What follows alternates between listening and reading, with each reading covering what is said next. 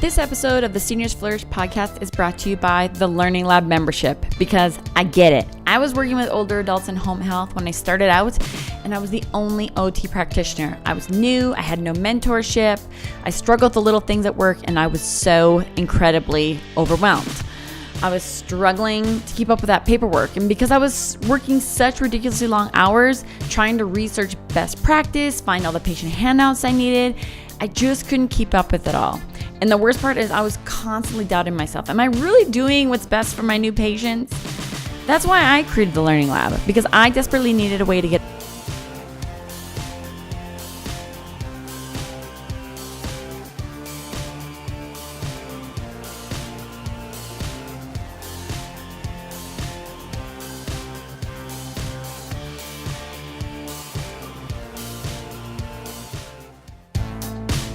Welcome to the Seniors Flourish podcast, where it's all about helping occupational therapy practitioners disrupt the norm by throwing away the rainbow art and being the best you can be when working with older adults.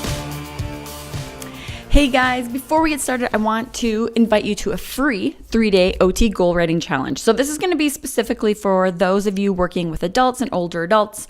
We're not doing any pediatrics or school or mental health, but we are going to be starting Monday, January 28th, 2019. So if you're listening to this or down the road, you've already missed it. But we're going to be doing things like learning goal writing tips, how to use objective measures to drive client-centered goals, and get tons of goal examples from your fellow OT practitioners and students that are going to be in the group. I'm going to be doing giveaways, prizes. I'm going to do live Q&A, question and answer type of things every night during the challenge. And I'm going to try my best to make goal writing fun. So I'm going to have the link in the show notes, but otherwise you can just go to seniorsflourish.com and then look on the blog, and it'll have a big button to just sign up. But it's OT-goal-writing-challenge. I totally messed up the URL on that, but it's seniorsflourish.com. Just go to the website. Otherwise, just click the link in the show notes and get signed up. And I will be sending out those emails starting next Monday. Welcome everyone to the Seniors Flourish podcast. My name is Mandy Chamberlain. I'm an occupational therapist, and I love to talk about everything about occupational therapy and specifically working with the older adult. Today, my guest, Anthony Mucci and I, he is an occupational therapy assistant. And we are going to be talking about utilizing biomechanical approach and occupation-based techniques to correct upper extremity dysfunction. Sounds super official. So I'm excited to welcome Anthony to the show. So thank you for joining me, Anthony. Oh, well, thank you for having me. I really appreciate it. It's going to be fun. It's going to be a great topic. So why don't you just start out about your OT journey and how you got to where you are and what you're doing now? All right. Well, before we begin, I want to put out a disclaimer. This subject is a kind of assault subject for me, just because of, personal experiences and just in the practice itself. So I do not want to come off condescending or anything like that. That is not the purpose of this discussion at all. And I'm really trying not to sound like that. So forgive me if I do sound like that whatsoever. I'll reel you in. I'll be like, right. Anthony. No, just kidding. Bring me back. Bring me back. Come on now. We're all trying to learn here. All right. So my OT journey started in the United States Navy. I joined as a hospital corpsman, and for about 2.5 years did everything under the sun as far as admin, immunizations, primary care, kind of like a jack of all trade thing. From there, I wanted to specialize, and originally I was trying to go to the dark side, physical therapy. What? Yeah, I know. What's wrong with you? But so I had no idea. I didn't even know occupational therapy existed at this point. So just putting that out there. I started doing on-the-job training and getting all these prereqs done and really beefing up a package to put in the Navy to go to physical therapy school. And after 6 months of doing that, thought I was going to be good to go, golden, and that did not happen. They denied me and said, nope, just because that's the military and they can just say nope. Yeah. So at that point, I was like, well, it's either a school or a ship. And at this point, I do not want to go on a ship. Mm-hmm. And I asked the detailers, like, hey, so what's the closest thing to physical therapy that I could go into? And he said occupational therapy. And honestly, first thought came to my mind, probably like many, is like, okay, cool, I'll be a recruiter or help people with their job. I got it. Yeah. I had no idea what it was, never heard of it before. So I did some research that night, and wow, did that open up a whole new horizon for me that I never knew existed. And honestly, I was praying about it. And I felt God really directed that. And you close one door, open a door that I never knew existed. And it's a beautiful thing. So, so that's where I kind of started. And I worked for about 2.5, 3 years at the Naval Medical Center, Portsmouth, Virginia. And that was mostly outpatient hand and upper extremity rehabilitation mixed with mental health and, of course, inpatient rehab. Mm-hmm. So that's my startings for the military. And I left the military in 2015. And let's see, when I got here, I got up with a SNF / assisted living home health place. And they're all wonderful people there. But geriatrics was definitely something new for me. I was used to working with our young sailors and Marines and other service members. So definitely a big switch of clientele for me. Mm-hmm. But I honestly grew to love it. I love my old people. They're awesome. Yeah. Grandma, grandpa, shout out to you guys. Love you.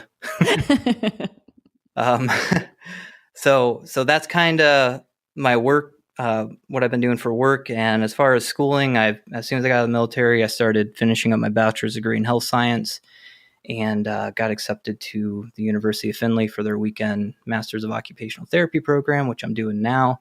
So if I'm a little brain dead, I had my first weekend this past weekend, and I apologize. It was actually a lot rougher than I thought it was going to be. Completely justified. That is no joke. Yeah. And on top of that, I started this semester teaching adjunct for a occupational therapy assistant program at Kent. So what do you teach over there?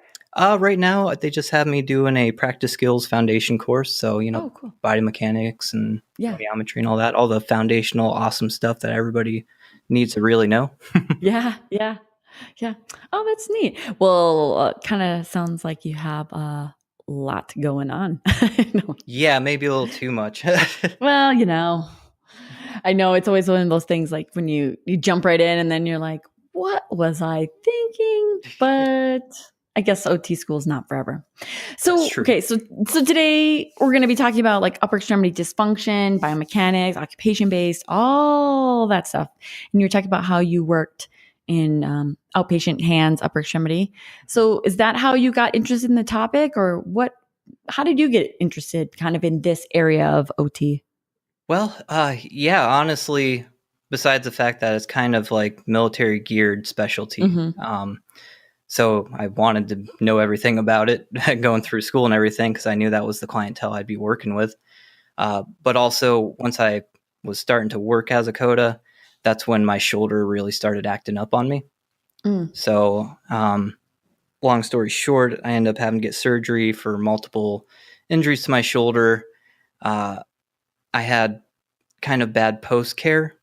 So sorry, again, this is salt subject and I'm not trying to call anybody out, but at least in my experience, PT left me worse than what I should have been after post-surgery. And it happened to stay that way for years until I had to go to different CEUs and seminars and ask a more, specialized crowd of PTs to guinea pig me in their lectures so that I hopefully can get fixed. Oh, no. Yeah. So that's kind of, again, where most of my interest comes, because I've gone through it. I know how bad it really sucks. It affects every aspect of occupations with your life. You got to modify things. You can't do things that you might have enjoyed before.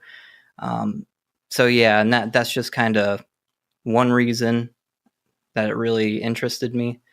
The other is too, I just like the fact that at least that approach, again, I know we're going to be talking about it more about that biomechanical approach. you know, if somebody would have just told me to, okay, you're going to go and do push-ups and pass your physical readiness test in the military. So let's just do some activities that'll promote you building your strength in that wouldn't have worked for me, obviously. Yeah. So the biomechanical approach, actually, that preparatory method and use of those techniques is what fixed my body structure and function so that I could engage in those occupations.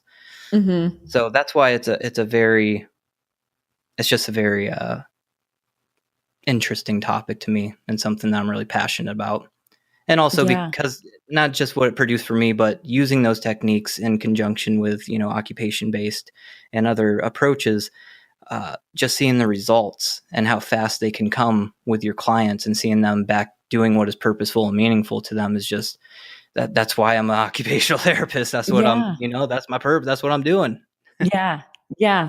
Oh, I know. You know, and it's funny because I remember when I finished school, I went into home health, and then from home health, I went and worked in it wasn't like a hand clinic. It was basically outpatient, but I saw everything from, you know, hand injuries to post-stroke. I mean, I really got to see it all.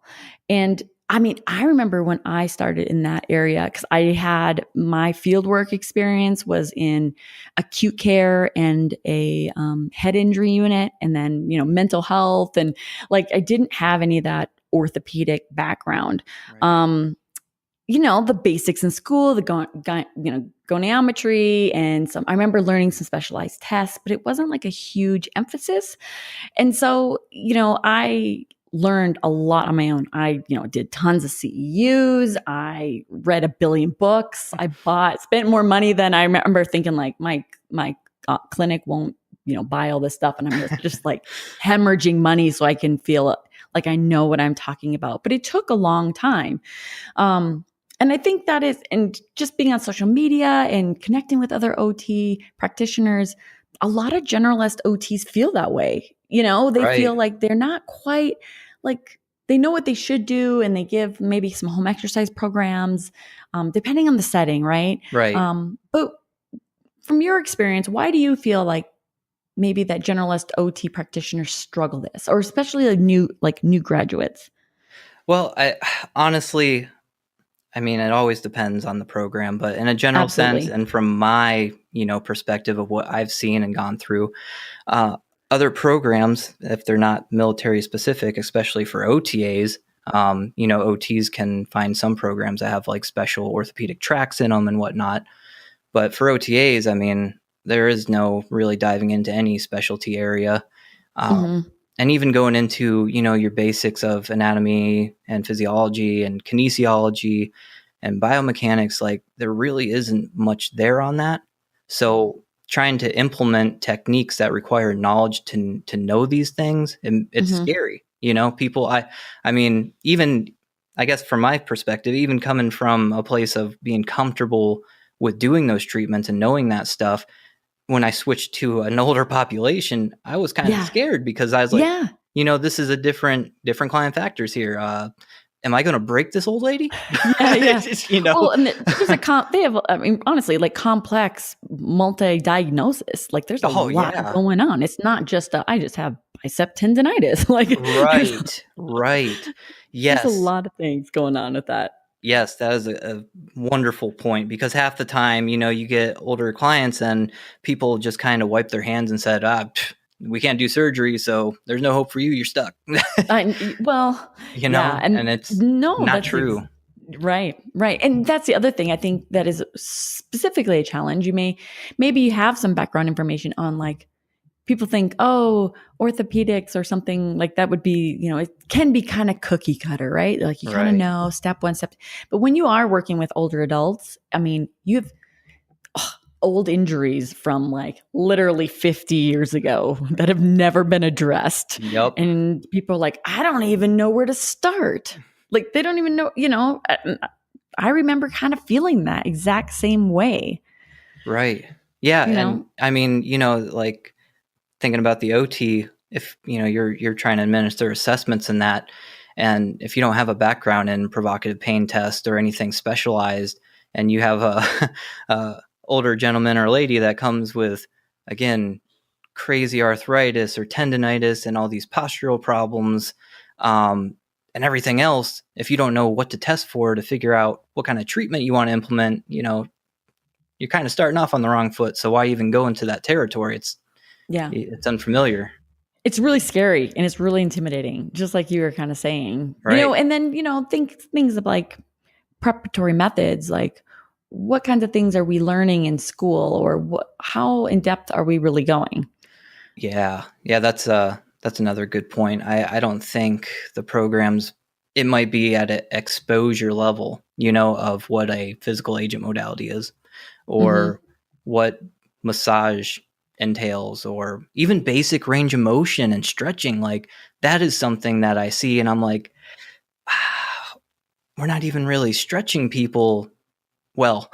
And I mean, this is coming from my experience post-op, where I was full ranged, stretched very fast, and that's what caused half my problems from a 20-year physical therapist who should know better. Yeah, that there's a problem there. I don't know what happened, but it got lost along the way.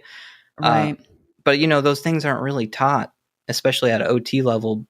It's just very basic exposure, enough to know what range of motion means, basically, and that's moving on. Yeah, and those are the things I really think are hard. Because we have so much to learn. It doesn't matter if you're an OT assistant or OTR.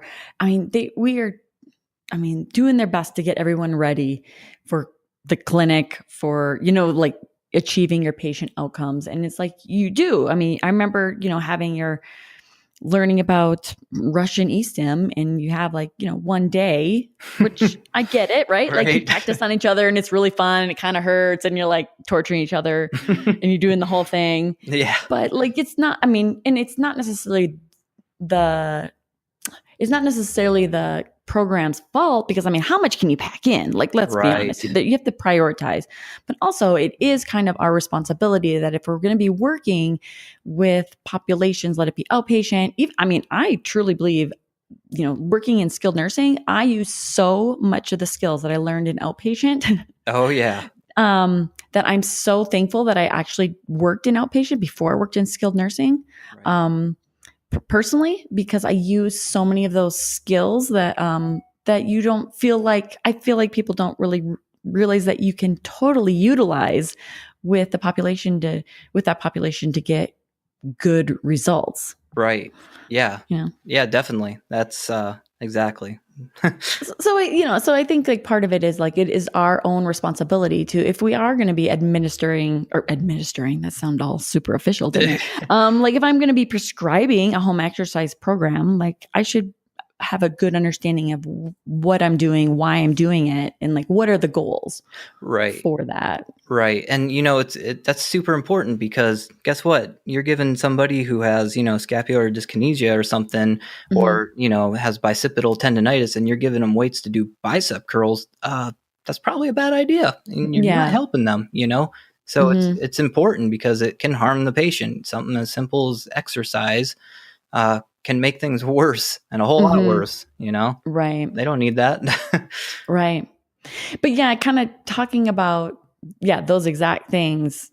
It's just like all those extra barriers, right? So it's like you have a job, you feel like you got a little bit of education in school, you're seeing these crazy patients with like 1 billion diagnoses. It's not like, you're trying to use all the clinical skills you can, when maybe it's not there. That's not a developed area yet. Like, you're like, I know how to do a differential diagnosis for, like, I don't know, lateral epicondylitis, but that's it. Like, it's the problem solving. But then it's like, you have to take CEUs and they cost money, or like, you don't have a mentor, or you don't have anybody to ask questions to. So, there's a lot that goes into that. Yeah. But, like, why do you feel like we need to look at and understand biomechanical approach in addition to occupation-based? So we can, how do we combine the two, I guess, to achieve those patient results that we know we know we can accomplish with both of those approaches, and then stay true to being an OT. You know what I mean? Right. Exactly. Yeah.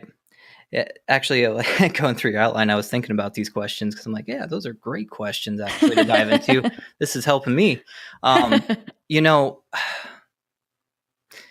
with that approach, I mean, you get it even when people are not really are generalist. They seem to be using a type of biomechanical approach that, again, people look and they go, "Oh, you're doing physical therapy." No, I'm occupational therapy, but you're doing the same thing as physical therapy. Okay, let me explain. Yeah. But when you see somebody, for instance, again, coming from my experiences, Yeah. if I see a practitioner working with somebody, they're doing exercises with them, right? General stuff. They usually give them a dumbbell, say, do this many reps, and they either walk away or they're doing notes. They're not even engaged with the client doing them to make sure they're doing them properly, to make sure they're doing the right reps. Are they counting even? Yeah. And I understand you have productivity and all these, like you said, Absolutely. barriers, Right. which is totally understandable, but client-centered, client first. And if we can't provide that, then we need to fix ourselves. You know what I mean? We need to come up with a better way then to make sure that our clients are being attended the way they need to be. Most places, and correct me if I'm wrong, this is an area where I'm kind of still learning a lot, is insurance and what's allowed, what's not allowed, because I know that's a barrier too. But as far as Medicare and stuff, most of the time, I think you have one-on-one time with a patient. Like you're not really supposed to treat two patients at a time, right? Right. Okay. So in the military, for instance, I was seeing, 13 to 15 patients a day. They're supposed to be half-hour treatments, and they're overlapping for hour treatments because of the way it's set up. So I'm seeing 2 or 3 patients at once. Right. Going around like a crazy person trying to do one-on-one things as far as massage, PAMs, joint mobilizations, and all that. So if you have one-on-one time with a patient and you're sitting right next to them, you certainly have enough time to look at what they're doing and make sure they're at least doing it properly and doing what you're asking them to do. But I think that comes into, again, your question, was how do you mix the two? How do you make biomechanical approach and occupation-based, work? How do they mingle?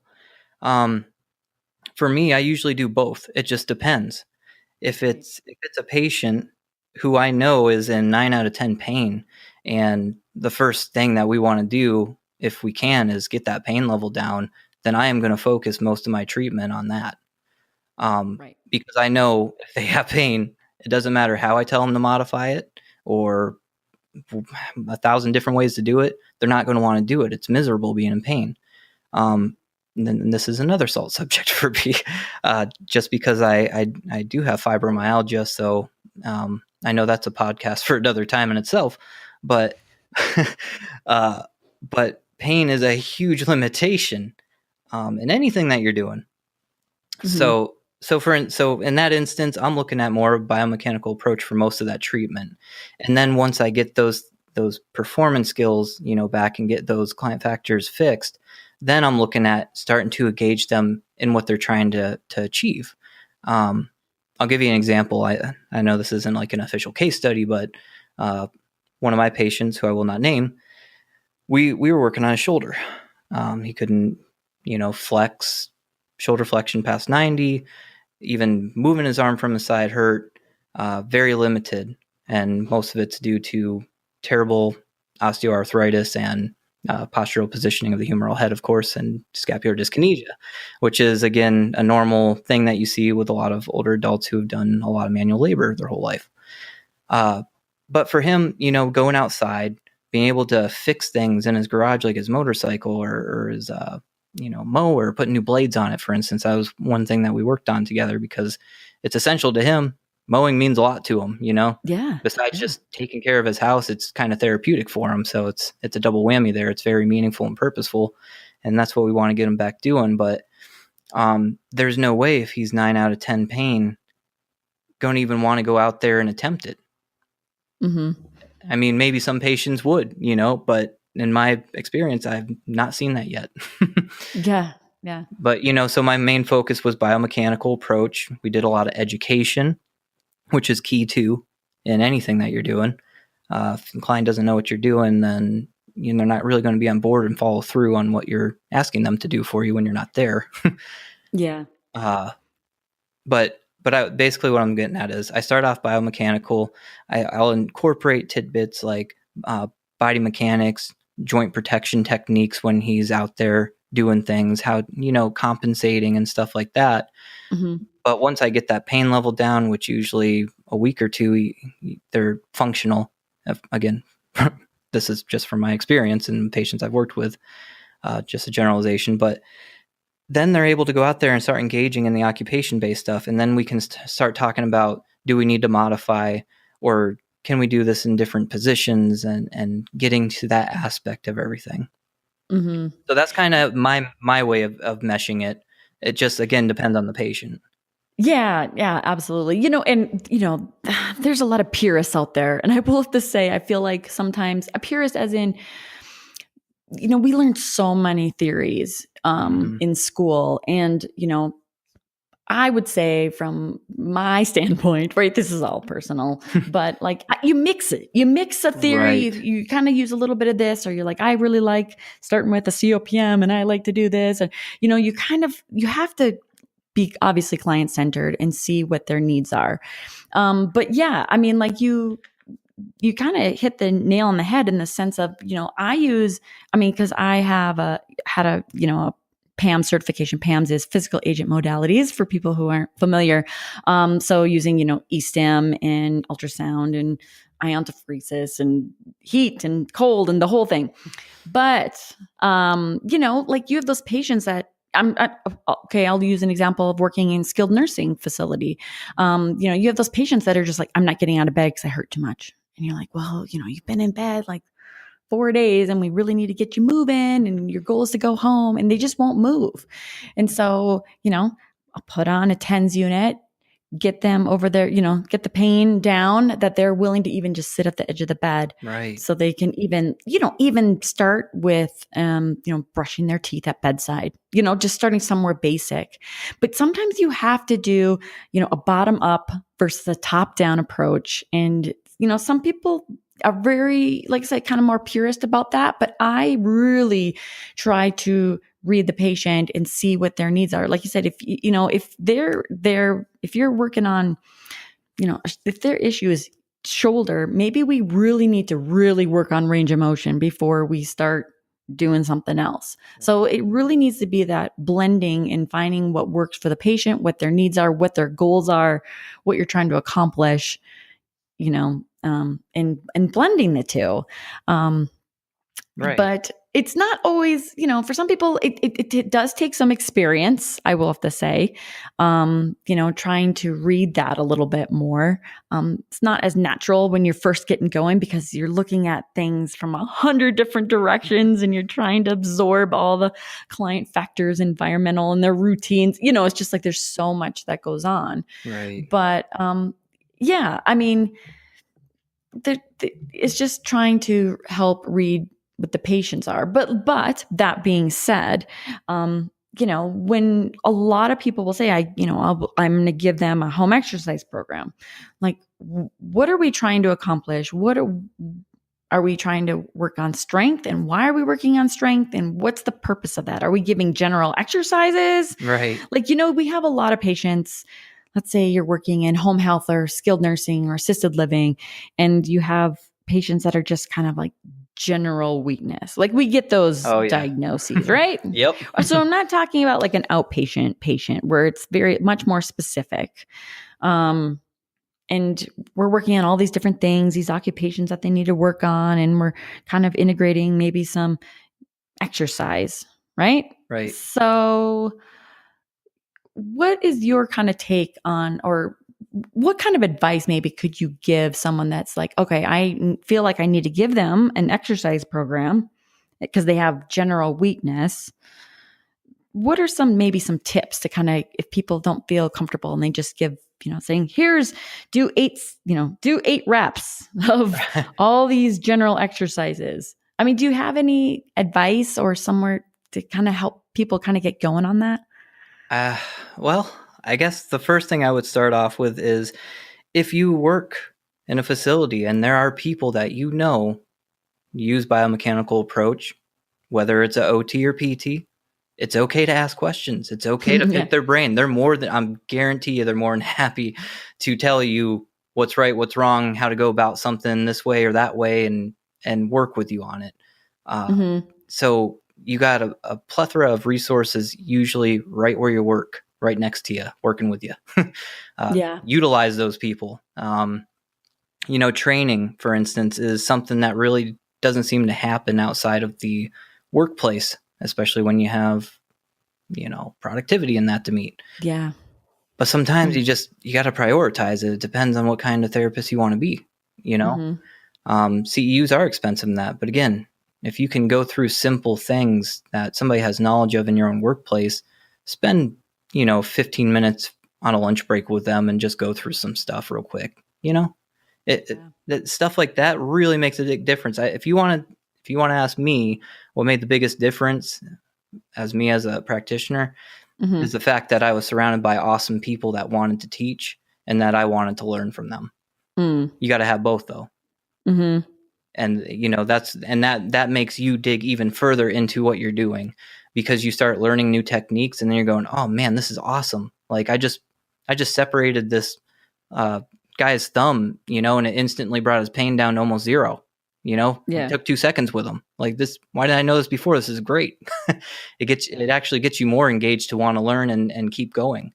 But as far as like an HEP goes, I can tell you this much from experience with at least the geriatric population when it's a general strengthening. I'm going to say 9 times out of 10, they need back work. They don't need flexor groups. They need extensor groups. You know what I mean? Like, scapular stability.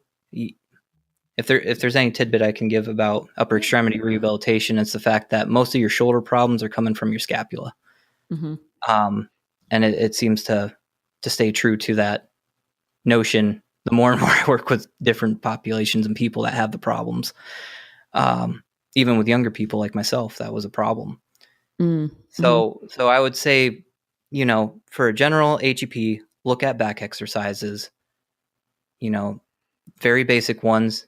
General will usually help fix or correct a problem. It doesn't have to be super in-depth, specific, stability ball exercises with TRX band. You know what I mean? It can be very basic back exercises and just making sure that they're doing them correctly. That's a good start point. Yeah. Well, and that just kind of emphasizes like the things that I think a lot of us know, but sometimes doesn't translate into practice. Sometimes it's like, it doesn't matter if you're talking about necessarily a neuro patient that has a neuro diagnosis, or you're working on like, pain, it's proximal to distal. Like you want a strong core, shoulder blades, shoulders, and then everything else. I shouldn't say that, makes it sound so much. Then everything else just works just fine. It just falls into place. Yeah. But that's a really important kind of place, like you saying, to start. So let's just kind of like back up a little bit. Like if maybe you're a student or someone kind of learning about OT and about the biomechanical approach, let's just like do a quick overview of like, I guess I should have maybe started with that a little backwards, but like what are just some examples? Like what is the biomechanical approach for, in general in OT, a biomechanical approach is also called like preparatory strategies, because it's anything that gets people ready to participate in occupation. But what would some of those examples be? Right. So going to the OTPF there, preparatory methods. Some of these things, obviously exercise, like we were talking about, is a preparatory method. Range of motion, stretching, joint mobilization, massage, heat and cold modalities, physical agent modalities, all those things are, I think, at the core of what biomechanical approach intervention looks like. So, even using heat and cold modalities, I was very surprised to, come to a place where you have individuals who are older who have their rooms up to 80, 85 degrees Fahrenheit and you're not using them, like why not use heat with them, even if it's just to make them feel better so that they feel like, I want to be here, sometimes it's it's amazing you can use what you think is physical for mental benefits as well. Oh, absolutely. Gosh. Man, Yes, yes, yes. my ladies love the massage. Like, let me tell you, that makes their day. I can get them to do whatever I want after that. Like, Let's just do some preparatory activities to calm you and get you going. Yeah. I know. No, I know. It definitely, I mean, it's a body-mind connection, right? Right. So we're talking about, exercise prescription, strength training, or, looking at it like from foundational biomechanical standpoint. Like I was saying earlier, like talking about like how when we give just exercises, just general exercises, a lot of times the studies have been showing that we are just, as clinicians across the board, OTs, PTs, that we're under prescribing. So we're under challenging. Right. Right. So why do you think that is? Or what do you see any barriers, or what are some challenges? Why aren't we doing that?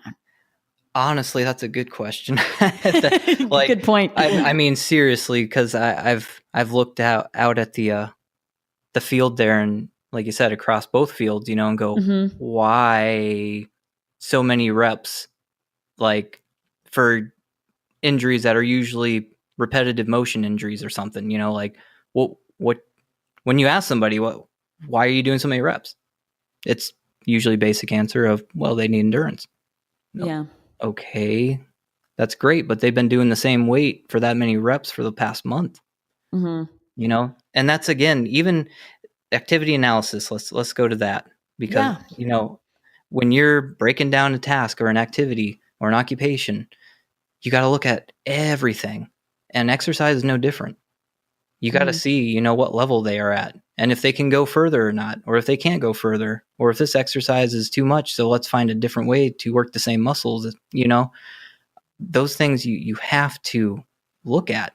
And that's why, again, if you're not engaged, like, again, this isn't tuning my own horn or anything like that. I just happen to like exercise a lot, and, spotting people and stuff like that. That's just something I've done most of my life. But, I'll be hands-on with my patients, giving them verbal and tactile cueing and pushing them, and encouraging them to push themselves. And you'll be surprised, especially in the geriatric population, like they look at you with a band and they might go one time with that band. And they're like, oh, there's no way I can do this.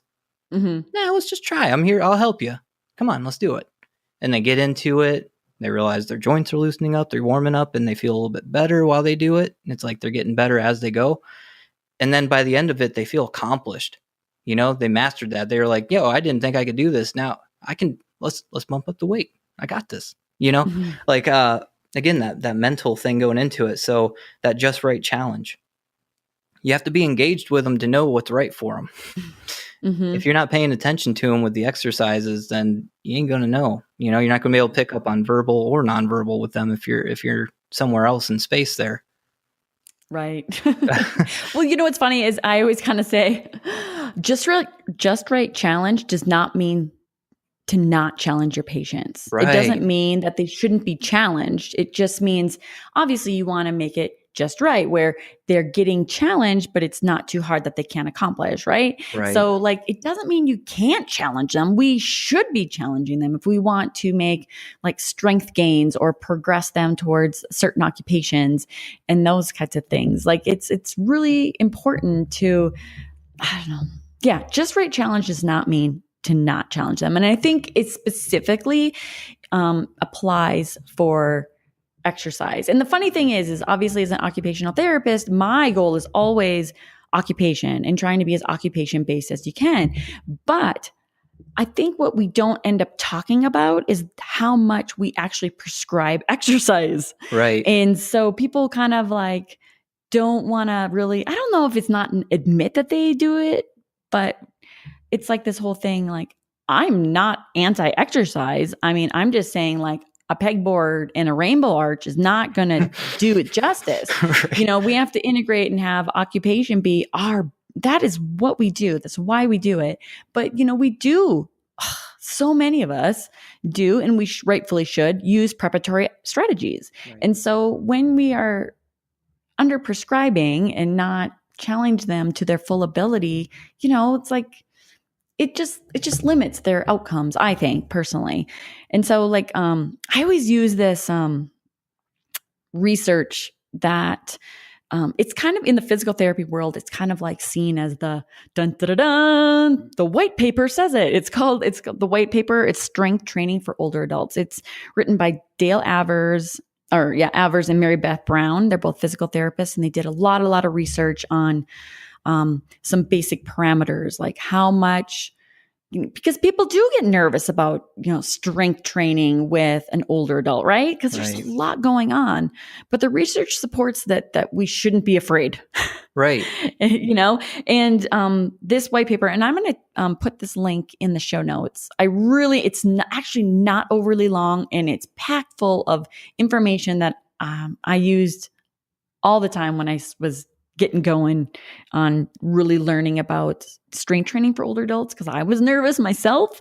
But it just talks about like how much to, what is an appropriate weight, or where do you start, or how, what is the reps, and like how do you determine these things? And I think it really gives a good basis for people who are just kind of getting going and really kind of nervous. But research supports we can challenge them, and so that we should be right. Yeah, and I think another thing going off of that, which thank you for providing that resource. It's great. I loved looking over it. So yeah. But I think too, besides the biomechanical approach, like specifically exercise, when we talk about it, for different people, that means different things. And for instance, use myself as an example. Exercise was a work requirement, so it fell under that occupation for me for the military, right? Right. But then it became something I enjoyed, and even when it was non-obligatory for me to do it, I did it because I enjoyed doing it. So it became leisure. And then when I got fibromyalgia, I found out exercise is about the only thing that really helps me manage pain. So it became an IADL. You know what I mean? Yeah. And we got, especially when we're looking at the temporal context and stuff of our patients, our older generation, believe it or not, they are very physically active, and a lot of them did exercise at some point. Right. And some of them really enjoy it. Right. Yeah. Yeah, exactly. So, those are things to keep in mind when you're, talking about, is this occupational therapy? Is this physical therapy? It just depends on your client and how it's purposeful and meaningful to them. And anything can be occupational therapy. So let's, go with that. Yeah. No, that's a really good point. Like thinking about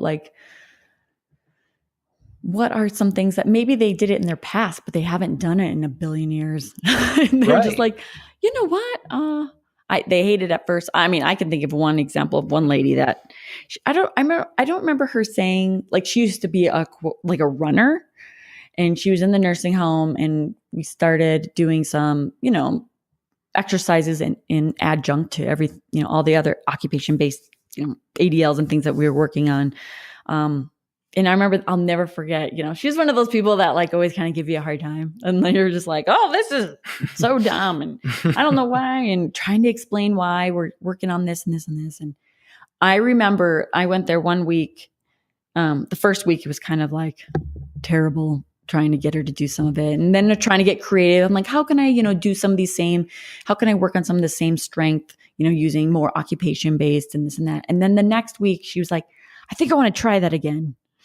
And then she just loved it. Then it was one of those things like telling her, I'm going to call her Mabel. Mabel, you don't need to do your arm exercises every single day. You need to give your body a little rest in between, to let your muscles recover. Because she was going for it. But she started, she really enjoyed it. And she was telling stories about how she used to run. And it's just those things that you have to kind of keep in mind. There's lots of different contexts that applies. Right. And something else that came to mind too is, our whole healthcare system is in uproar over, obesity, cardiovascular disease, all things that can be managed by nutrition and exercise pretty much. Mm-hmm. Why not add that into the regimen? Because, sorry to say, but most doctors are throwing pills instead of going the conservative route where there are no side effects. You know what I mean? Like, so why don't you be that person in their life? Because that's what you're there to do anyways. Yeah. I mean, just, you never know the people that, even if they've never done it before, that enjoy it and will integrate it into their lives. Some people is like pulling teeth, and some people are like, they're just like embracing, I do this every morning and I get going, and you're like, yes. Right. Just kind of start. I think another thing to think about when you're talking about exercise prescription that just kind of popped in my mind is, when we're giving, I'm trying to think of, so example, you have somebody that's using a walker and they're having a challenge with, like scapular depression, and they're non-weight bearing on a leg, and they're trying to push up on their walker and that kind of thing. Take that activity or their occupation, whatever you're trying to work on. Maybe it's pulling up their pants and they can't like internally rotate, or to get the back pulled up. You know what I mean? And that kind of thing. Like, take the occupation, take the activity, do an activity analysis, and break it down and say, like, what part of this activity are they really having problems with? Right. So, you've been working on the walker use and they're just having a hard time. And you're like, okay, let's break it down. Like, do an activity analysis and say, like, okay, maybe it's not just, cognition. Maybe it's not, like, look at the components that contribute to that task. Maybe they can't pull up the back of their pants because they don't have enough internal rotation. Maybe that's something we really need to be focusing on specifically, right, so they can participate in that occupation. Maybe they don't have enough strength in their shoulders, or scapular depression is just, they need their lats. They need all that strengthened so that they can push down and offload that upper extremity. And maybe that's one thing that we need to be working on in addition to all the other occupations that they are participating in. So yeah, I guess it's just another way to look at it. Like, sometimes when you have those patients that are having just a trouble with this one thing, maybe you need to really just back it up and look at the preparatory, components, and maybe just look at it a little bit more from a foundational standpoint if you're still having trouble. So that's what I do sometimes when you're like, okay, sometimes you strictly need to do the occupation, to have them participate. But then you're like, I don't know why they just can't get that one part. And could be a strength deficiency, or, a range of motion issue, or a pain that we need to be addressing in order to have them succeed in that. So yeah. And if I can caveat off that, this is an example that will never leave my mind, because it was just like so simple, but yet the biggest aha moment of my life, I think. I was having a patient, at bedside trying to put on socks, and mind you, I'm PRN, so I don't. Sometimes I'll get a patient, and that's tricky. like, yeah. So if I get a home health patient, usually I have them, for a routine set. But if I'm PRN in clinic, then it could be anybody and at any time. Yeah. So this patient that's been there for a long time, having trouble putting on his socks still, and the first thing anybody really did with him was give him a sock aid, and then whether, I'm sure they probably showed him 1,000 times and he still wasn't using it right. That can always be the therapist's fault for that. But I noticed something that I made him try it, because he's like, well, I need my sock aid. And I was like, well, you know what? Try it without sock aid. Let me just see how far you get. Let me just activity analysis. I wanted to break down his body movements and what he was doing and how he was doing them, to see if we could eliminate the sock aid. Why modify if you can restore? That's my, that's my first goal, at least. And I noticed that he was super stiff, with hip flexion and trunk flexion. And I literally, like I said, it was an aha moment for me, because I'm usually not thinking about these things as much with ADLs as I am when you have a specific injury and you're going into it.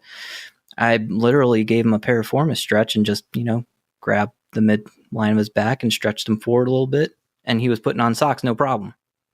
You know what I mean? It's little things like that, basic, again, body mechanics, or like you were saying, if you notice they can't internally rotate, try to figure out how to fix that structure so that can function properly, so they can do it.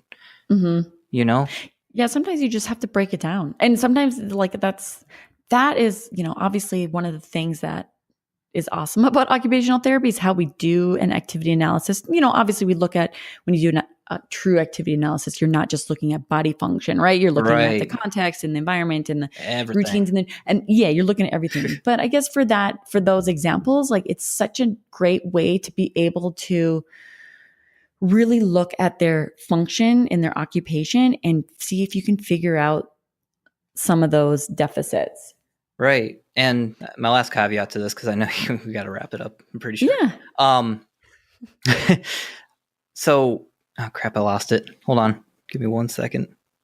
Pressure at the end here. Oh, man. Dun, dun, dun. No, just oh, that's okay. You know what? Keep going with what you're going. It'll come back. No. I was just saying, like, it's just sometimes, and I use that kind of that same approach sometimes for specific home exercise programs, right? Like I'm not sometimes I'll give a general exercise if it's truly warranted, but I personally don't give exercise programs just to give an exercise program. I always have a specific goal.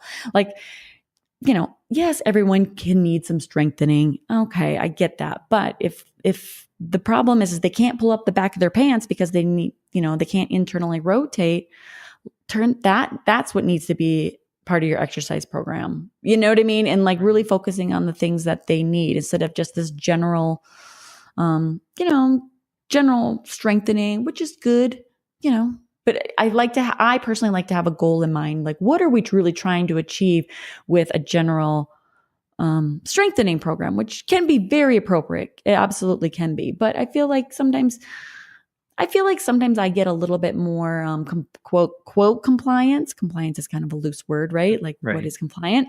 But like they understand we are really working on this specifically because you want to be able to pull up your pants in the back, or it just has it, and then the other thing is like you talk about reimbursement and like Medicare and specific you do your like an OTR does an evaluation, and if their overall strength is 4 plus out of 5, or 4 out of 5, it's really hard to justify that they're needing specific exercises. Right. You really need to do a good evaluation.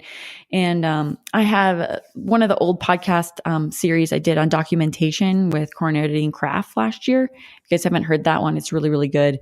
But basically they talk about how everything that you have in your evaluation, you have to be able to justify. So if you say that they have 4 out of 5 strength and then you're doing tons and tons of exercise, like, is that appropriate? Did you not do it correctly in the evaluation, or is that really necessary? But if you kind of do the activity analysis, break it down and say, like, we need to work on this specifically, you can justify that and document that all day long. Right.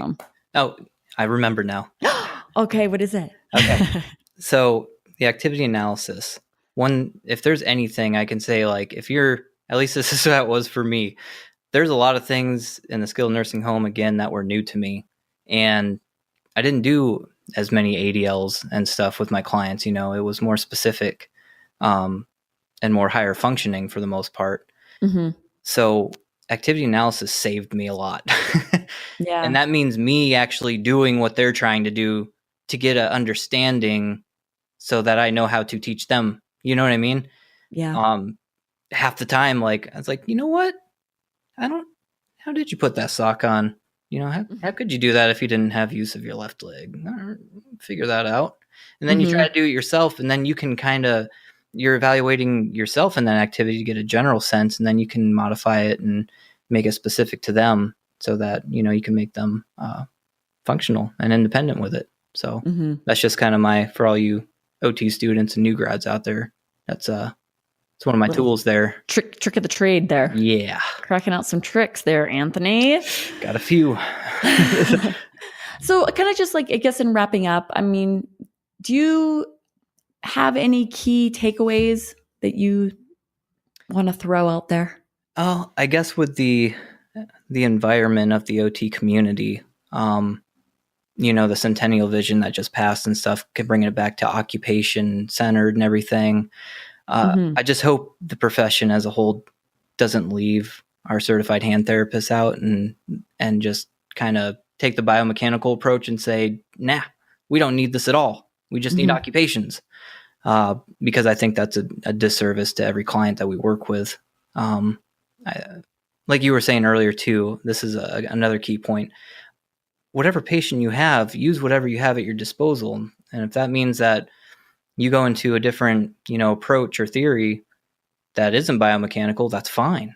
Use what's going to work for the patient. There's not a blanket. That's what I love about our field. It's so detailed and intense, and so many things going on all the time that you're looking at, because it's the whole person's life and who they are, that there's so many different approaches to it. And don't be afraid not to use biomechanical just because somebody says, well, that is an OT and you need to be more OT. I don't believe that. Use all of the things at your disposal and make that your ultimate always goal is engagement and occupation, of course. But how you get there, I think, really matters, and you can really do a disservice to your clients if you choose not to incorporate as much as you can into those approaches. Good one. And there's so much continuing ed out there that you can learn, biomechanical approach, how to integrate more occupation, how to, kind of combine the two, use one as pure preparatory and then transition to occupation based, or, it's such a floating, evolving kind of field, and right. So I think using all the tools in your toolbox and cracking out what you need to do in order to help the patient accomplish their goals and participate in the occupations that are important to them, obviously, is always most important. And my challenge to everyone is, when you are prescribing home exercise programs, because we are doing it, if people like to talk about it or not, that we are challenging our patients and making sure that they're challenged, that they progress. And just right challenge does not mean to not challenge them. It's kind of like a mouthful, but that's just the best way I can describe it. I don't know. There's probably a more eloquent way of throwing that out there, but challenge your patients, and they'll accomplish their goals. So, Anthony, thank you for talking with me about this topic today. Oh, no problem. Thank you again for having me. And, like I said, my disclaimer at the beginning, this wasn't to put anybody off or, point fingers or anything like that. We're all learning. There was a lot of things when I came to the skilled nursing side that I was not familiar with. And, I was like, I need to learn this. Like, this is uncharted territory, or I need a refresher or something. So don't be afraid to learn, keep learning, never stop.